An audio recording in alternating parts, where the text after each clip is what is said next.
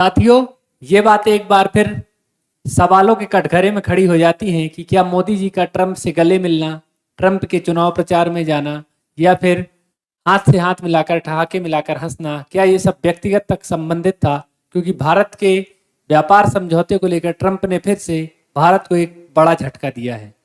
जी हाँ दोस्तों, ट्रंप जो कि टैरिफ के लिए अभी मशहूर हैं और उनके दिमाग में सिर्फ टैरिफ चल रहा है कि किस देश पर कितना टैरिफ इम्पोज कर दें, और यहाँ पर सभी देशों को लगभग उन्होंने आयात के लिए टैरिफ के बहाने प्रतिबंधित करने का प्रयास किया।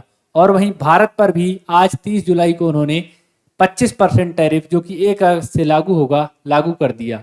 25% टैरिफ का मतलब यह है दोस्तों कि अब अमेरिका में जो भारत से बनी वस्तुएं जाएंगी उनमें आयात शुल्क वो 25% लगाएंगे।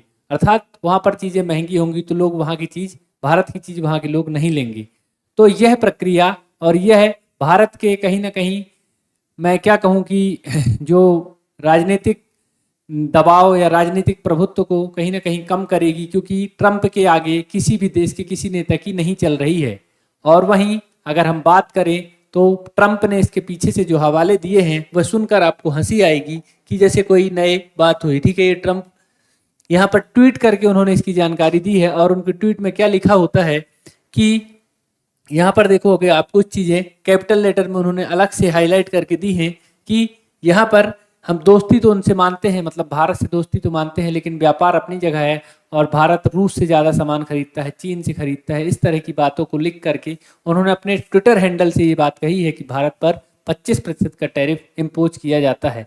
दोस्तों, कमेंट करके बताइए कि आपकी इस पर क्या राय है। क्या भारतीय राजनीति या भारतीय जो विदेश नीति मोदी जी की वह फेल हो रही है, या ट्रंप एक तानाशाही के रूप में शासन कर रहे हैं और पूरा विश्व उनकी इस तानाशाही से परेशान होकर एक दिन बायकॉट अमेरिका के नारे लगाएगा? तो यह कोई बड़ी बात नहीं होगी। जय हिंद, मिलते हैं किसी अगले लेक्चर में। धन्यवाद।